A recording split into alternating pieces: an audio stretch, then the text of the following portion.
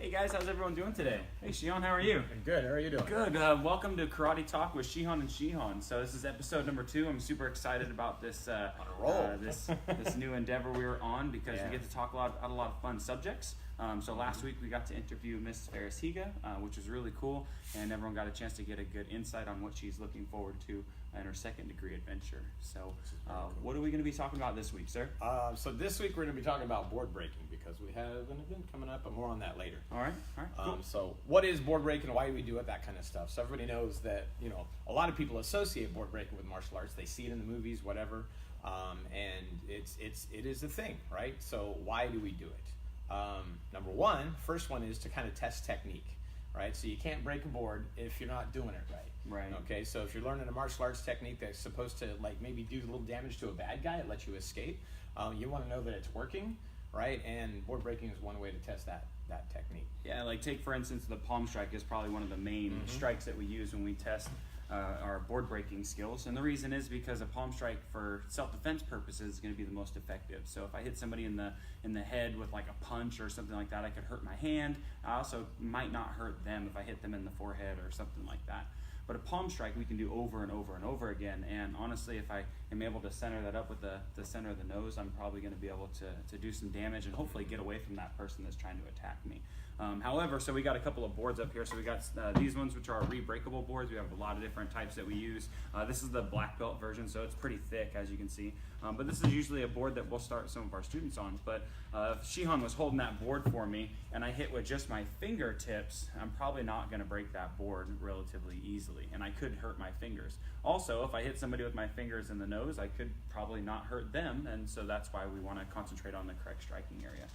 The other thing that we need to add into that is not just technique, but we have to have the right amount of power. So this isn't, board breaking isn't something where we just say, ready, set, go, and you don't know the technique, right? We practice it, even in some of our board breaking camps or our buddy days and stuff like that. We'll practice for 20, 30 minutes on how to do a correct palm strike and just going through the motions, and then starting to add power, which we'll use like bags and stuff like that for the warm-up, and then actually going through the board break. But in order to break a real board, or even some of these practice boards, it does take some follow-through and some power. So are there any other reasons why we might work with a board? Yeah, and part of that, I'm going to piggyback on the power bit a little bit. So what is power? It's kind of like doing the technique correctly, but then also the commitment element, right? Sure. So that's kind of, power gets into a little bit of the psychological element of board breaking. In order to be successful, you have to be somewhat committed. You have to throw your body weight in behind the strike. So if you're doing it with correct technique, but you're not committed with the body, that's probably not going to break as easily, at least, right? And so to add that power means adding that commitment. And in addition to the other psychological or mental elements of it, it's also focus, right? So anytime anybody has tried to throw a football through a tire hanging from the tree, hit the middle of a target with a baseball like a pitcher in a game, hit the bullseye with an arrow or a dart, right? Anytime somebody has got to hit a very small target from any sort of distance, there's always going to be an element of focus. It requires it, right? So board breaking is another way to develop and perfect and build that focus muscle in the brain, right? The ability to block out distractions and really concentrate on what you're doing, which is great for board breaking. Obviously, it's also good for self-defense and pretty much everything else, right? We're talking about homework, learning how to play an instrument, right? Getting your chores done in a timely fashion, right? That same focus is going to be useful in all those other areas. Absolutely, and of course with the palm strike that I used for reference earlier, it doesn't take a lot of focus to get the palm strike where it needs to go. But as you get more advanced, people do spinning kicks and jump kicks and elbows and all sorts of different things that you can use to break the board. And then the last and final thing that I like to tie in with board breaking is that breaking wood is a lot of fun and it's good for our power and our technique, but that's not really the only reason why we utilize it in our schools and our classes. So the main reason why we use it here at Covars is to attach to goal setting. So goal setting is huge when it comes to pretty much anything like you talked about, whether it's baseball, whether it's music, whether it's our academics at school, martial arts. We have to have some sort of goal or what we're shooting for in the future. And so that board kind of represents that goal. I want to get past this hurdle or this obstacle. And then there might be some challenges that go along with that. Maybe I've seen plenty of students, including myself, going through board breaks where I didn't break it the first time. I wasn't successful. And that's okay, right? So we got to learn that making a mistake is fine as long as we recover from it.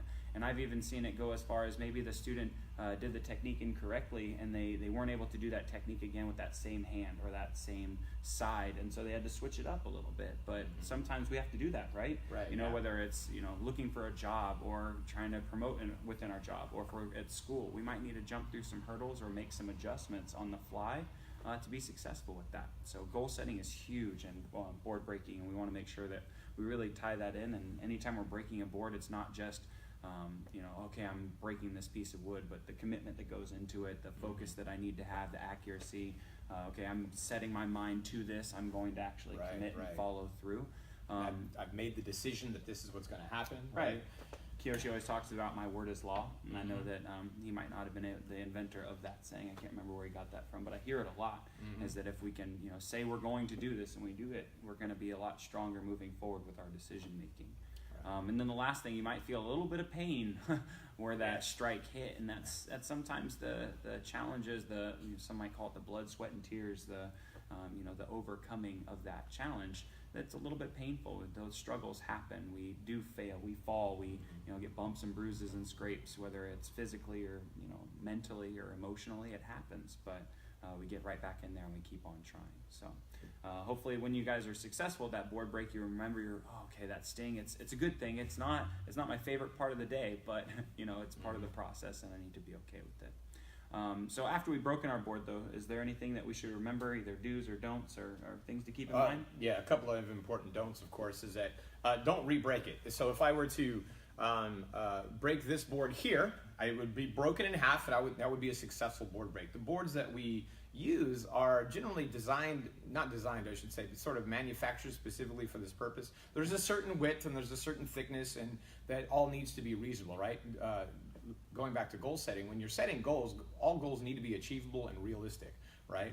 And so trying to break over an oak tree with a palm strike is not a realistic goal, even though it too is made of wood. So the boards that we use are meant to be challenging, right, but achievable, right? And that's going to depend slightly on the size of the person and things like that. But once you have broken a board once, you don't want to try to re-break the pieces. It's a little bit like folding a piece of paper. The more you fold it, the harder it gets to fold.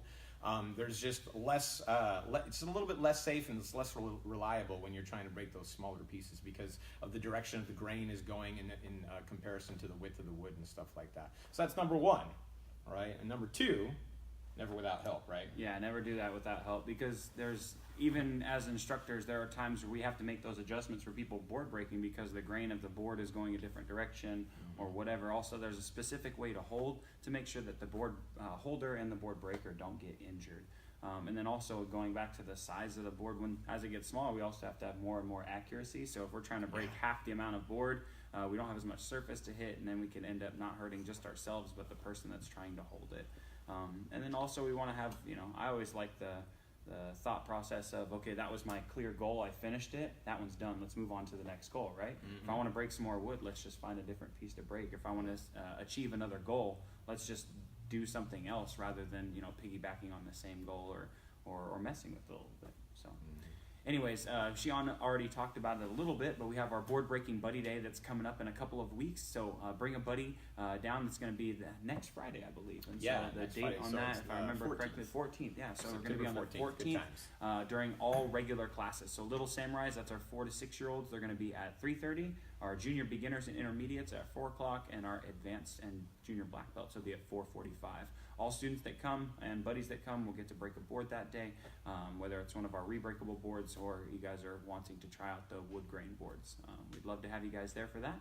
Shihan, thanks for being here this week, and hopefully we'll see you guys soon. Make sure to tune in to Karate Talk with Shihan and Shihan. We'll catch you guys later. All right, sir. Well, I got to hit the button, so. All right. I guess we'll call this a day. Oh, he's going to dance for us. So you guys can enjoy his dancing while I get up and get this button turned up. So just imagine I'm dancing to the music in your head. There we go. We have some background music. Sit back and enjoy a job well done.